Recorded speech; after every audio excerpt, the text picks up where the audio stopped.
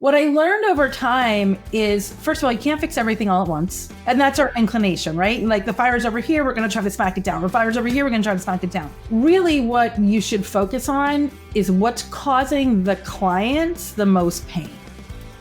Hi, I'm Matt Tate, founder of Decimal and host of After the First Million podcast. And like you, I've taken the leap, not just to start a business, but to scale and grow it. I've hustled from zero to that first million, and now I'm building for the next 50. I know firsthand what the messy middle looks like, and we need more than just numbers. We need strategy, we need community, and we need real conversations about what growth takes. In our line of work, scaling beyond $1 million means going beyond the spreadsheet. This is where you learn how to grow. This is After the First Million. All right, welcome to today's episode of After the First Million. I'm your host, Matt Tate, and I am really excited because today we get to talk to a very serious community influencer. I am happy to introduce you to Justine Lackey. And for those of you that don't know, Justine had her own firm for a very long time, Good Sense Management, sold that firm, and really started what I think is her passion, which is building a community. And it's today one of the largest communities of accountants in the country. So Justine, welcome to After the First Million. Thank you so much for having me. There are a lot of things that I want to pick your brain on. I want to talk through a little bit of your journey first. Sure. And then I want to talk through your firm and selling the firm. And then I really want to spend the majority of the time around the community, because one of the things that I think you and I really agree on is that running your own firm can be very hard. Like, how do I grow it? How do I do that well without pulling my hair out is really important. And you've both done that and you work with people on doing that yourself. So to start, just kind of tell us a little bit about you and your background. Sure. So, and I just a point of clarification, the community that I run is both for bookkeepers and accountants. So I want everybody to feel included. That's really important to me. So I am what I call an accidental entrepreneur. I was just an office assistant in New York City, and I bonded with the bookkeeper and she needed help. And then it was kind of right place, right time. It was the rise of the .com freelance culture. And so I started doing freelance bookkeeping. We were very hard to find at that point, real unicorns. And my firm just slowly and organically grew. Then I got pregnant and I was climbing a rickety ladder in a stylist loft in New York City in heels. I'm on this ladder, like climbing up into a loft, which is where my desk was. And I was like, oh no, honey, this has got to stop. And so that's how I started doing virtual bookkeeping, which was with zip drives and FedEx and messengers. And I just set up my own desk in my own office, in my own apartment. And that was really how Good Sense started. And eventually I founded the firm in 2009 because I just couldn't, I had so much work. I had work coming out of my ears. And we added about a person a year. I had the firm for about 15 years. But when we sold, I actually shrunk back down.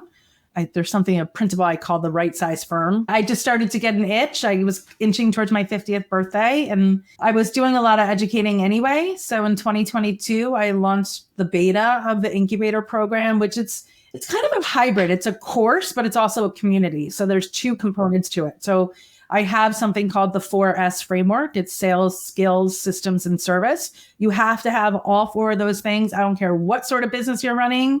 And we go, yeah, it's right. You have to have the systems. You have to have the sales skills. You have to have actual systems and skills. And you have to provide great customer service. So we ran it in 2022. We had phenomenal results. People 4Xing their revenue, working half the time, just finding peace in their work. And so once I had the verification, then I decided to pull the trigger and sell the firms. And then in 2023, I sold. And that's my story. So now I'm out here trying to change the world one person at a time. Going back to the firm, you ran it for 15 years and then sold it. A lot of people really hope for that, but struggle to conceptualize actually doing it. Talk about what put you in a position to actually be able to look at a buyer and say, here is a sellable asset, and know that you could get something of value that you both determined was valuable out of that deal. Well, I don't want to brag, but I had 28 buyers interested, which for my size firm was great. Yeah, so that's where mindset comes in. And we talked about this at Scaling New Heights, like just, the power of positive mindset and it was actually a friend of mine who made me realize like 10 years before when I was at, 250K annual recurring revenue, where I was just so frustrated. This is why, Decimal is so important and the work that you're doing around franchising is so important. Where I was just like burned out and beat up, and I, had 3 young kids and I was in tears. People don't talk about the underbelly of the accounting world, and it's really hard. Entrepreneurship, not just accounting, entrepreneurship. Sure, this is true. And she was like, well, you could just sell it. And I was like, what? So that was poverty consciousness. I didn't even understand that she's like, you have recurring revenue and you could just sell it. And that was like, chink. I was like, oh, that was a complete, like I felt my brain twist, Then I went out and I bought this book. It's a fictional book. It's called Built to Sell by John Warilau. You can read it in 4 hours because it's a fictional story. And then I got really determined that I'm building a business to sell it. And this is one of the big things that I mentor people in my community around, where it's like, okay, all right, great. You only have $100,000 firms. You're going to tell me, let's just say you got one time the annual revenue and we know firms are selling for more than that. You're going to leave $100,000 on the table because you have who has an extra $100,000 sitting around that they're going to leave on the table? And it's a big mindset shift. So that was sort of how that began. It's interesting. I always tell our clients, I always tell firm owners, I tell any type of entrepreneur, you should always build your business to sell it. Because even if you're not going to sell it, the 10 years that it took you to sell your firm, you were making more money, you were happier, you had built a better asset for yourself because you had built it to sell. Like conceptually, that's a good framework to get in the minute you start your own business. Yeah. Well, and here's the other thing I will say, which I think is really missing from the conversation. And I get it, right? Like new business acquisition is exciting. That's initial sales conversation, closing the deal. Like that's great. Like we live for that stuff. It's like sexy time. But really, it's all about retention. Yes. So what made my firm so valuable was that my client list, my oldest client had been with me for 20 years when I sold my firm, was with me pre-incorporation, hosted my baby shower. So that's really attractive. It's not about the acquisition, it's about the retention. And people don't realize that. And the gap is when you don't have your service offering and your ability to deliver on your promises dialed in, right? This is what we teach in the program. That's where your retention will fail. When you don't communicate, when you don't deliver those monthly reports, when you botch payroll, when you XYZ, that's where you erode the trust in the client relationship. The analogy I always use with my team at Decimal is our goal is to build a snowball that grows as it rolls downhill. And the only way that happens is if you're not losing snow. I like this, right? Right. It doesn't matter if you're acquiring, 2 clients. If you're losing one along the way, it's going to take you a lot longer to get where you want to be. Mm-hmm.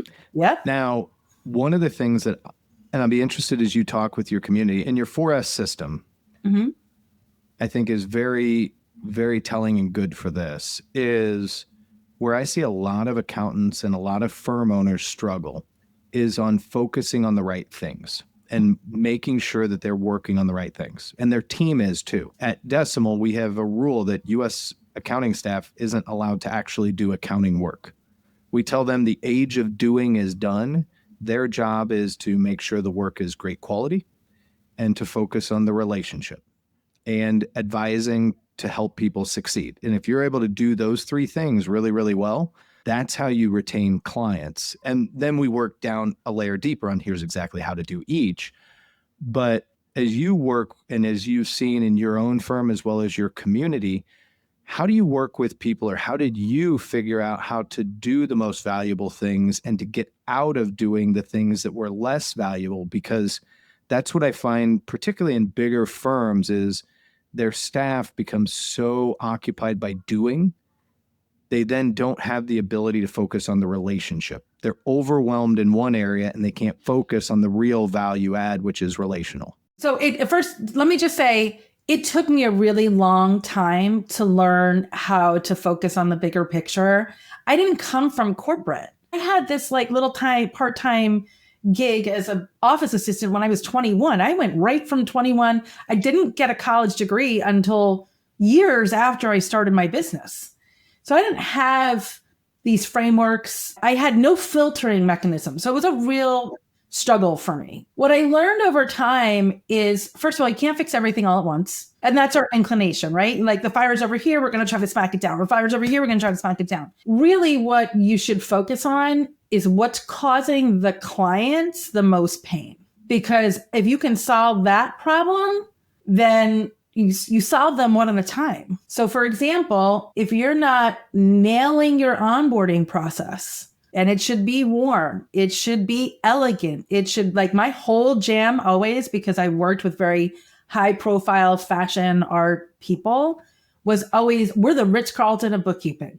It is a 5-star customer service. You're going to come in the door. We're going to have a cocktail waiting for you, like linens, like the whole thing. And so that's really important. If you don't nail onboarding, that's like showing up late to your first day at work. If you're having a problem missing deadlines and your clients are mad, you focus on that. If you are avoiding a client's email, it's either time to terminate that client or build in some accountability. So in terms of managing the team and how you run your firm, I love that because quality control is a real issue. Some employees are going to be better at it than others, and you have to put in layers of management, which then, of course, makes the firm move slower. If they're front facing, they have to be personable. But you said something that was interesting to me, which I want to touch on, which is like, we teach them how to be a trusted partner.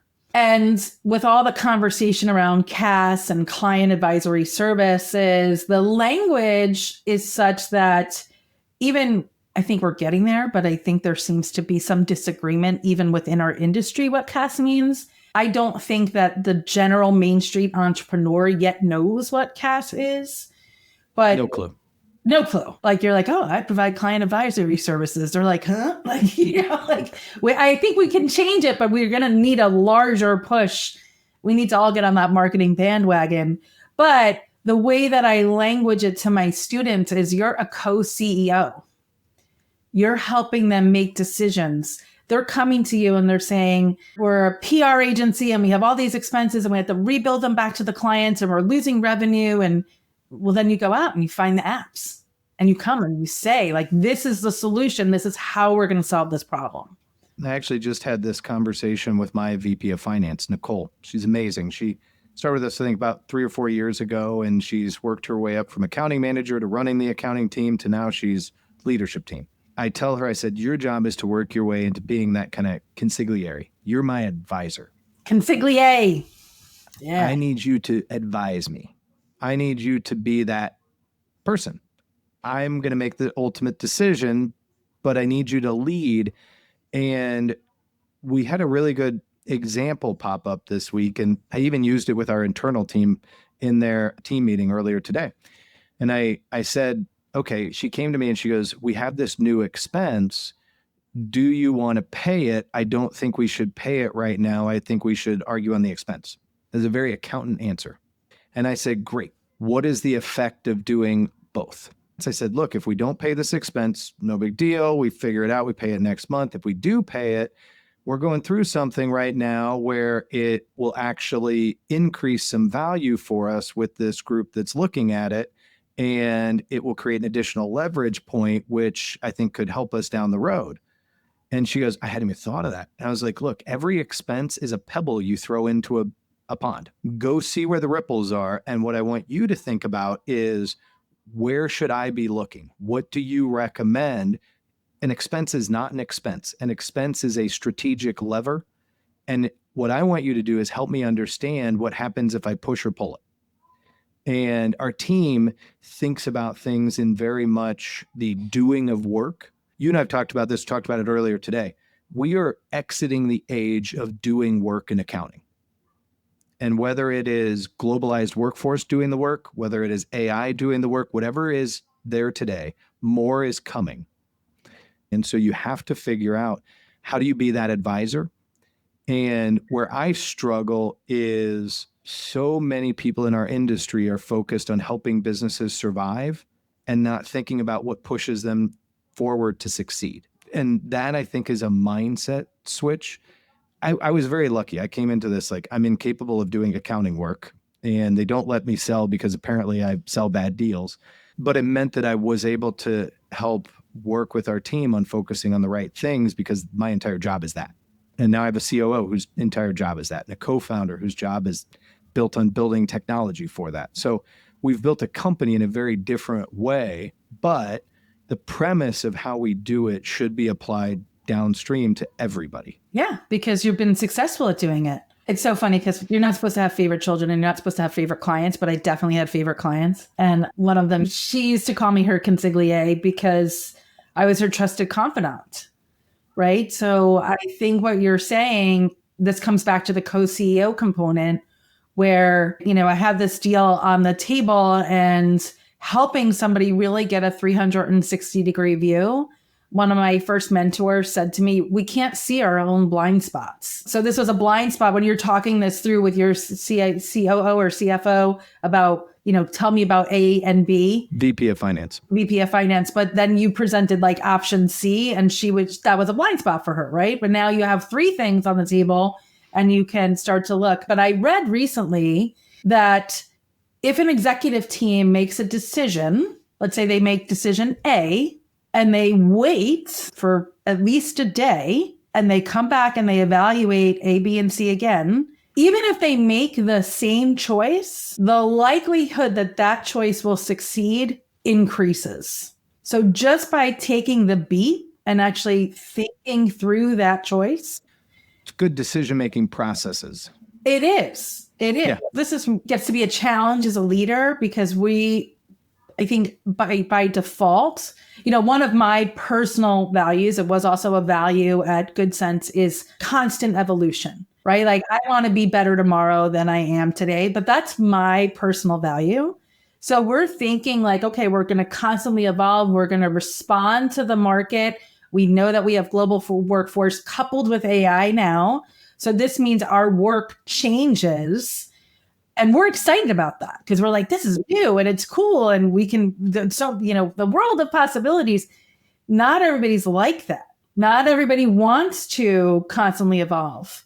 And sometimes those people are good, right? Like we need bean counters. There's people who are very fastidious about ticking boxes, but how you're going to cultivate that person with these changes, I do think is a leadership challenge. It's hard. And it's great that you guys have a culture where you're actually encouraging people to do this and actually setting the expectation for that. Well, one of the things that we talk about a lot and that I always advise people on is do your communicating intentionally. So I have sometimes people don't like when I say this, but I have a strategy with clients. Anytime a client calls me, I put it to voicemail every single time. Interesting. It doesn't matter when they call me, what's going on, but I immediately send them a text back. Hey, sorry, I'm busy, either in a meeting or with my family, whatever it is. I listen to the voicemail first. Let me circle around with the team and I'll get back to you. We'll get back to you ASAP. And key there is we'll get back to you ASAP. Mm-hmm. So I take this client escalation because guess what happens on that voicemail? Number one, nobody ever calls me happy. I love my clients. They're fantastic. They're not calling you say, hey, Matt, I'm calling to celebrate my win. If they have good news, they're shooting me an email or a text and they're asking me to hop on a call 100% of the time. So a phone call means something went wrong, which is okay. It happens with thousands of clients. Like it's guaranteed to happen. So I put them to voicemail. I text them that I got the voicemail. I'm circling around with the team. We will circle around with a plan. We means I don't have to do it, by the way. It means that I can have my team. I get to find out what's going on, what's our plan, how are we going to communicate with the client, and we get back to them very quickly. Been doing this for years. What I found is that phone call is never a good phone call, and it never actually helps move the ball forward. Really, venting to my voicemail is probably better for them anyway, mentally. They know that we're working on it. I was extremely responsive. So I built trust through that whole process. And yet I did not pick up their phone call. All I can do on that phone call is build less trust. And I work with my... When you're talking to somebody when they're angry, they're irrational. And I learned to really manage them very well. But even though I could be like a stalwart on a phone call, like you can just tell somebody that you've just found, you know, like the solution for world peace. And if they're in a tear, they're in a tear. But this actually reminds me of something, and we'll have to go fact check and ask ChatGPT, although it's on a bender now that we have version 5.0 out. I think that I read Napoleon would have his secretary hold his communication for 3 weeks because he found that problems would resolve themselves when you just tabled it. And then if, you know, so it's kind of like, it's similar to what you're like, okay, I'm just going to put this pause here. You're going to take action. But I like the fact that you're communicating, because that is one of the number one things we know that people complain about. You know, I got so much business building my firm, which I have this bookkeeper, but she goes MIA, or I have this bookkeeper and I can't get in touch with them, or I don't like just communicating via email. Like, I know that she's doing the work, but like, I don't understand it. So that high touch approach of you being respectful and professional and saying, hey, listen, I got the message. I can't handle it right now, but I'm on it, makes people feel safe and taken care of. And heard. Correct. I would say and you hit on it right there. I can't tell you how many clients come to us and they're like, I just don't know what's going on. What's up? Like, just being responsive. It was one of the first systems. It's not actually a value at Decimal, because if you don't do it, you're not going to last long. We've also built systems around responsiveness. Like, we track who in our team is responsive. What clients are we most responsive to? Like, I can give you data on each one of my team members, how long it takes them to reply to emails, how long it takes them to reply to first-time emails. They get performance bonuses based on, and in their performance reviews, one of the top things is their responsiveness, because that should be table stakes. We're in a relationship game, and nobody else is tracking at that incremental of a level. And when our clients hear and they're like, so-and-so didn't get back to me, and I'm like, well, actually, like, I'm looking here. They get back to you within 36 minutes every time. I'm tracking this. Their boss is tracking this. They're like, that's really nice to know. And I'm like, yeah, I'm sorry if that went, but tell me, like, in the past, they've been really good. What changed? And they're like, well, all right, you're on it. Like, I totally get it. And like, the fact that they see that and know that builds trust. Like, I want to see under the hood. I'm like, well, like, this is, oh yeah, sounds amazing. And, you know, our biggest lessons come from when we fall on our face. You know, it's so 100%. Fail forward. I really wish it wasn't like that, but you have to go through something really challenging. And the key is to go through that experience and get out on the other side of it and say, this is a problem and how am I going to solve it? Right. So one year I had this client, he was from Italy, and he had the most amazing, Justine, I'm looking for my taxes. You know, he's just great to work with. But he had a corporation, and he called me on, like, I don't know, March 10th or something, and his books were done. It was a wrap. And somehow we had failed to send the final QuickBooks file to his accountant. It just somehow got lost. So we put together this entire dashboard where we would watch all the different things that happened during tax time. You know, we had this 40 line item checklist for quality control. These are things that I teach in the incubator. But what I did is we instituted a bonus-based structure for bookkeepers, getting out what we call the DTP, the digital tax package, because we didn't do tax. I only did bookkeeping. And so at the end, we were putting together this beautiful package for the accountants, and then the employees would get a bonus based on when that package went out. And all of our packages had to get out by February 28th. Corporations first, you know, you do it right. And it worked out awesome, because now it cost me a little bit of money, but it was an investment because the team had an opportunity to make more money. They were rewarded for performance, and the clients loved it because they knew they weren't going to file an extension. This was our commitment to them. So as long as they did the things that we would outline in the email at the beginning of the year, they knew that their books were getting out. And I was transparent with the clients where if you really love your bookkeeper, work with her because she's going to get a bonus to get your books out faster. It was a fantastic program. Oh, I like that. My wife would also really like, I've never filed my taxes on time. And so she would love having that. Decimal files our taxes on time every year, but for some reason, personally, I've never been able to. And she really would prefer if that wasn't the case. Well, you've already stated that you're terrible at accounting, so maybe she should take over that job. I'm kindly invested in a lot of companies, and getting them to get their K-1s to me so that I can do my taxes is that's a problem. Yeah. Yeah. Well, I can't solve that for you. I'm sorry. I know. Well, maybe if those people were using my digital tax package practice. I think they would be. I actually tell them all, I'm like, if you would let Decimal do your work for you, I would be in a much better place with my wife and happier about potentially investing further in the future. It's worked once or twice, but not on everybody. One of the things that you and I are kind of circling around here is as you scale your firm, putting the right systems in place. And when people think of systems, they think technology, they think software, but that's not actually the case. To me, a system is much more than that. But what does it mean to you? So I have an expression that I teach a lot, which is lo-fi is hi-fi.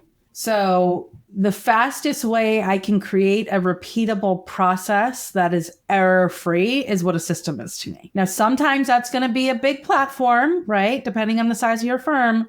Sometimes you can accomplish that with a Google Sheet. I mean, we ran our entire operation on Google Sheets. Now you have all these beautiful platforms out there to run a firm. It was not like that when I was building Good Sense. And we actually incorporated one of the very first firm management softwares. And after 3 months, my team was like, I hate it. We hate it. And so we reverted, we had spreadsheets for everybody, test lists, and it worked.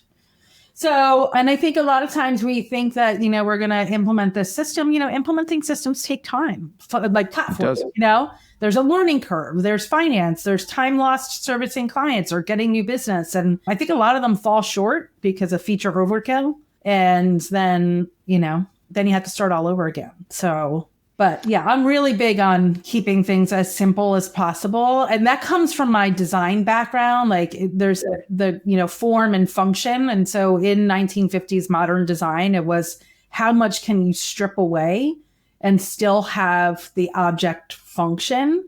So how many things can I strip away in this system and still deliver the end result, which is accurate financials delivered regularly and on time? So we're in a world where using the last letter in this acronym is not kind, but I really do love the KISS principle.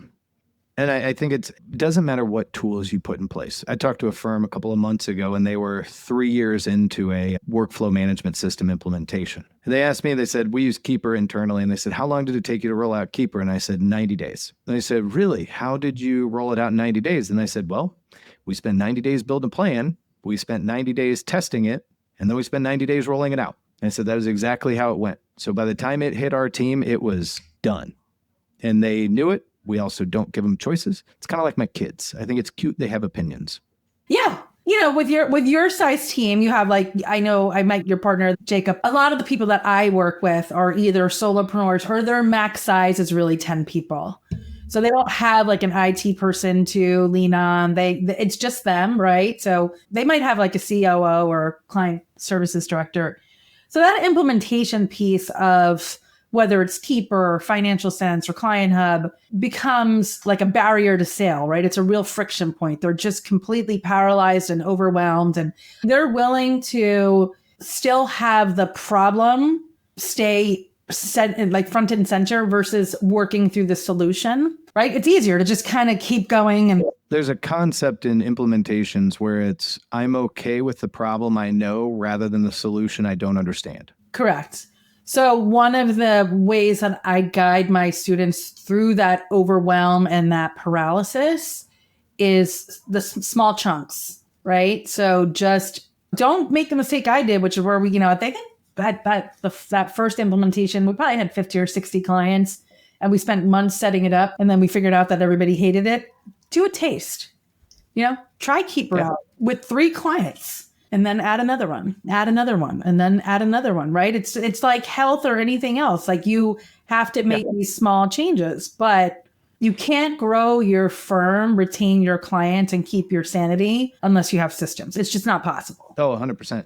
You touched on something I think is really important and we don't talk about enough. What? You need to give yourself and your team a little bit of space to be able to try and test new things. Oh my God, yeah. Like you can't be always at capacity all the time. Like it's gripping the steering wheel. You have to have a little bit of time and space. And this is going to sound crazy. You should calendar it out. You should create very specific times, set times to say, this is my test and try time, because if not, you may never find it. Well, and I think that is also a mindset, that culture of experimentation, that like, let's play, right? I know that I had told you this before. One of my mantras is the more fun I have, the more money I make. So like, let's play, right? Like there's right. As long as we're not messing around with anybody's tax return or like, what can we do to make this process faster, quicker, more efficient? So that way you can work 30 hours instead of 40 hours. Like I'm to all game for it.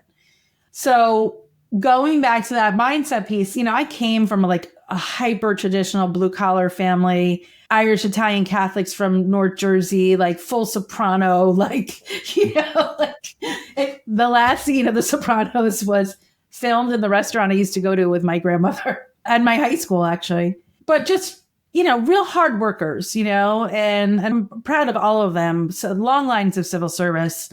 But the mentality that I grew up with was, if you want something done right, you have to do it yourself.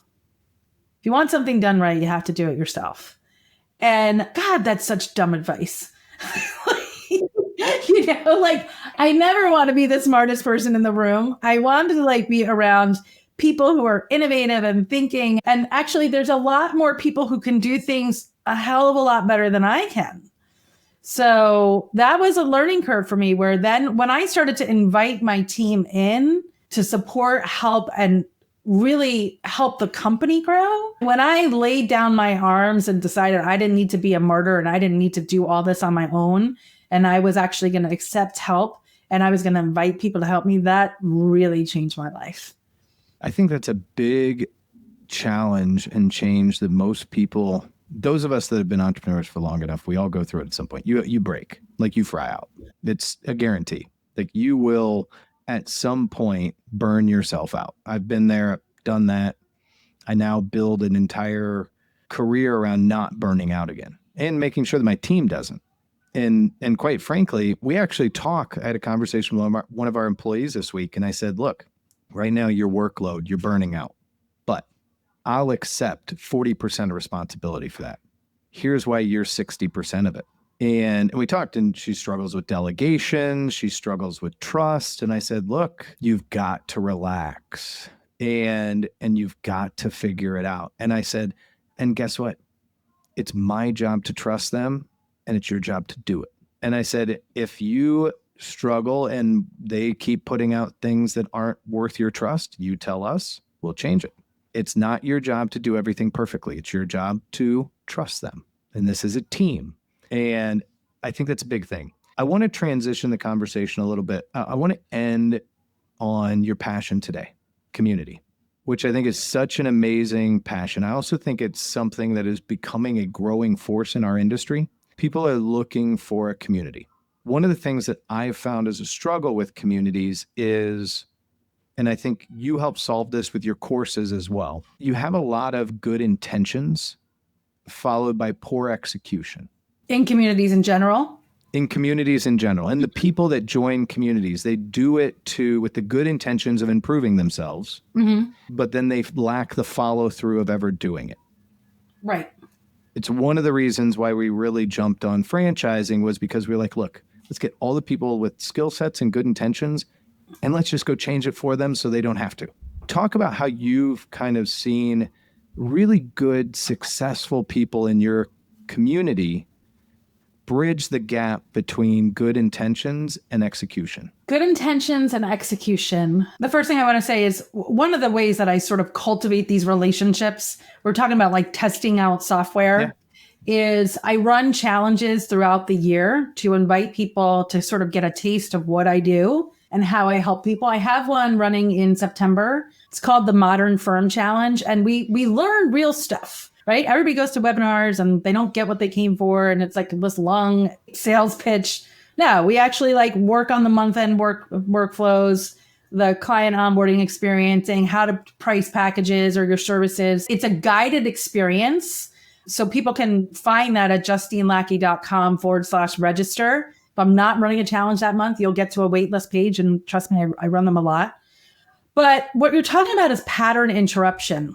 At a certain point, you just have to decide that you're not going to take your own BS anymore. I'm very clear with my people. Like, this is like, here comes the Jersey girl. Like, I shoot straight. I don't sugarcoat anything. I'm not telling you you're going to you're going to build a $10 million business overnight. I'm not here to make empty promises.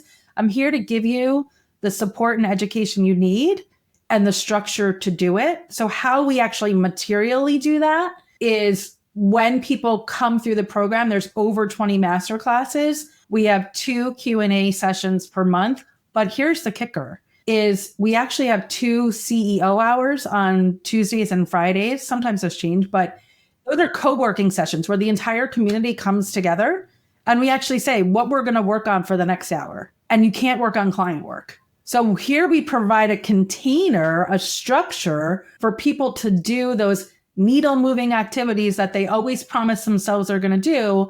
But when their seat lands in their chair in the morning, they have 10 emails from 10 angry clients because they don't have the systems set up to prevent those emails from the get-go. I've worked really hard on designing that program in a way where people get results because I think that we talk about courses and communities and everybody's bought shelf help, right? But I don't want your money unless you're going to actually take the action. I really don't. Like you're going to end up feeling like, it's like resent money and I'm going to feel like I didn't serve you even though I gave you everything on a silver platter. And I'd rather work with a smaller number of people and get better results than work with a huge pool of people and have mediocre results. That's just how it goes back to that 5-star customer experience again. It's not worth it for me, really. We do the same with our clients. I even was on a sales call yesterday and just kind of sitting there and sidecarring it with our sales guy. And we're on there and I slacked him halfway in the call and I said, this isn't going to make a good client. Please tell him that. Yeah. It's okay to turn people away. It's okay. I actually I switched and I said, hey, I know exactly who would be a good fit with you. And I was like, here's a recommendation. Yes. I told Sam, the sales guy, and I said, look, you will get a referral from him.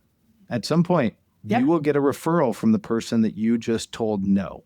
And this is your karmic thing. I love this. One thing that you hit on. So, by the way, fact check. You were totally right. It was 3 weeks for Napoleon and his secretary. ChatGPT was listening. Oh, yeah. I know. I love that. And I'm stealing that story. That's amazing. I just, for students, because all the time I'm like, I learned this. I read that. I did this. Yeah.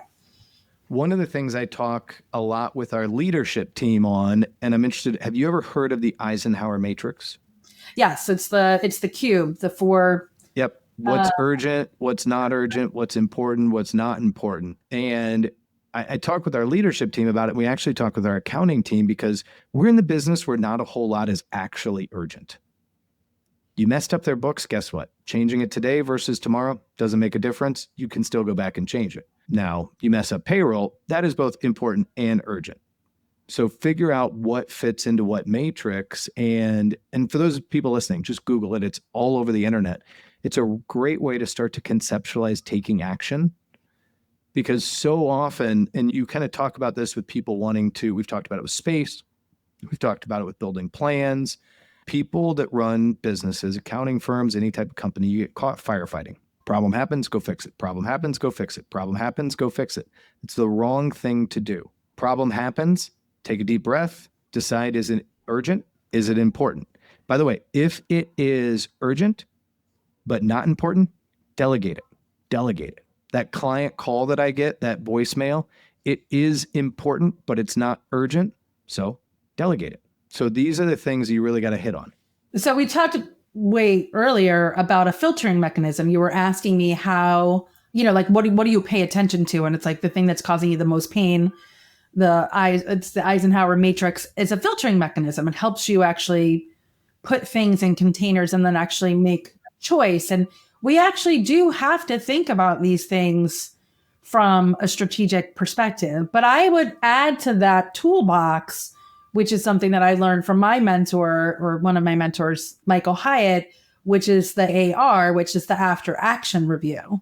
At the end of every tax season, we would go through an after action review. And so if you're not familiar with it, go Google it. But it was developed by the US military to evaluate missions after they were completed to see how they can improve. Did they achieve the goal? What went wrong? What went right? How can we improve? So if you are sitting at your chair every day and you're getting the same emails over and over, you got a process problem. So that's when you dive into the after action review, that's how you figure out what's going to change. And I'll put this in a real world example. This 1099 time, and we got to the 31st and I just found myself grinding it out. And I was just so angry, Matt. I was like, we have this whole team. Why are we doing this again? So February 2nd, February 1st, I swear to my team, I take a vow, we will never have another 1099 season like this. The expectation is you're going to do this and all these different things. So it comes to July and I come to do a little spot check. We were right in the same place. And I went like full on Incredible Hulk. I was like, roar! Like it was not my shining moment as a leader. But the point was, if we had an after action review and I was taking a stand for myself saying, I'm not going to live in this insanity anymore. I'm not going to be a bad mom and come home cranky and late because we didn't do what we were supposed to do. And we have the solution right here. And then after that, I love the fact that I immortalized all of this on Facebook because I can look and be like, January 26th, we filed 700 1099s today. We're done. We were done days before the 31st. So, you have to be proactive in your change. I love this. I think we've hit on a lot of different ways that people can scale better. So you gave us the website earlier, but where can people follow you, learn more, and look to improve themselves? Sure. So my website is just Justine Lackey. It's JustineLackey.com. You can find me on LinkedIn. Matt and I are often bantering. I have a Facebook group called the Incubator, so you can find that. That's a free group that's open. Just people post in there and get advice and tips. And although you can't come and vent about Intuit raising their prices because that's not my jam. We keep the vibe high. That would just repeat every 3 months. I can't. And you can't be mean to newbies either. Like that's these are my hard and fast rules for my Facebook group. Because it comes back to culture, right? What sort of community do I want to create? I want to create a community that's solution focused. Don't complain, look for help. Exactly. Let's not focus on the problem. Let's focus on the solution. So my website, Facebook, LinkedIn, I'm on Instagram. I've really kind of tabled that more over the past years. I've developed more LinkedIn relationships, but all the places. Well, Justine, I really appreciate you taking the time today. I always really enjoy our conversations, and I think there's a lot that people can take away from this. And thank you. Appreciate the time. Thank you for having me. I always love talking shop with you. Oh, we have fun, don't we? We do. We'll do it again offline and probably just record it so we can send some outtakes. And my language gets worse when I'm not recording anyway. But hey, I have to keep the inner Jersey girl. She's got to be contained because, No, me too. But it's just because powerful language. Why not? Yeah. So well, we were good. We were good. This was good. This was good. Yeah. All right. Well, thanks again for joining me. Yes. I always enjoy the time. I have to say, after a fantastic conversation with Justine Lackey, I was excited. And I want to share with you the 5 takeaways that I think every entrepreneur and every business owner should consider and think about. Number 1, build a business with the exit in mind. I've talked about this for years, but hearing from somebody like Justine, who has exited her business and also who consults with lots of accountants and entrepreneurs on how to run their business and set them up for success, I think it was really cool to hear her talk about how it's important to run your business with the exit in mind. Justine really emphasized that every business decision should have a future exit plan in mind. This helps you run the business better, helps you be more comfortable. It also helps you reach a better outcome when you do decide that you want to exit. It's not just about making the business work for now, but but it's about making you think for the future. Both of those things need to go together hand in hand. This mindset makes everything just generally better, more efficient, and it helps make your life better while you're running your business. Number 2 is community is everything. The accounting world and the world of entrepreneurship and being a business owner can feel very isolating. I know I've felt it. I feel it all the time. But Justine really talks about, and her whole passion and mission is on highlighting the importance of surrounding yourself with a strong network, a strong series of friends and mentors, and a community to help you bridge that gap between good intentions and real success. If you're not leaning on others, you're missing out. I really encourage everybody to take this second point of community being everything and find your community. Number 3, client retention is your real asset. Any of us who have run a business for a long time know the importance of it. You've probably heard me talk about how I talk to our team at Decimal. Our business is like a snowball rolling downhill. It can only grow if it's not losing snow on the way down. That's client retention. Everybody loves new clients, but we cannot get distracted by the shiny object that is sales. We have to remind ourselves that true value is bringing great long-term relationships and insights to the clients. Building long-term relationships creates stability and profitability that outlasts any short-term win. Number 4, simplicity drives success. I get caught in this trap all the time of trying to overcomplicate things, trying to think of the best way to do every little thing. Justine has a really good way of just talking about how simplicity drives success. And she lives by the mantra that is lo-fi is hi-fi. She and I agree that simpler in your system, simpler in your processes, simpler in your approach is more effective. And the more you do that, the more effective they become. Streamline your processes to work smarter, not harder. Because the simpler and easier things are, the easier it is to grow and scale too. Complexity breeds complexity, and it just grows exponentially. Finally, number 5, delegate to grow. I really loved how Justine talked about learning how to delegate, how that was a real game changer for her business and for her firm before she sold it. That's a really big thing, is trusting your employees, trusting your team so that you can focus on the business. You can focus on growth. You can focus on strategy. It also really helps you to not burn out. Everybody trying to do everything eventually burns out. And it was really cool to hear how somebody as successful as Justine, somebody who has exited her firm, can really talk about delegation and how important that is. So finally, entrepreneurs should take note. Delegation is not a sign of weakness, but a strategy for success. So as you take these lessons, I encourage you to apply them to your own business. Remember that growth isn't everything. It's not just about working harder. It's about working smarter. Developing the right business model, the right simplicity, the right relationships, the right culture, the right community. Doing all of those things will make just business more fun and better. Can't wait to catch you next episode. Thanks so much for listening. After the First Million is presented by Decimal. To listen to more episodes and find tips to help make running a business easier, visit decimal.com/AFM. Want to join the conversation? Reach out to me on LinkedIn and let's explore the messy middle.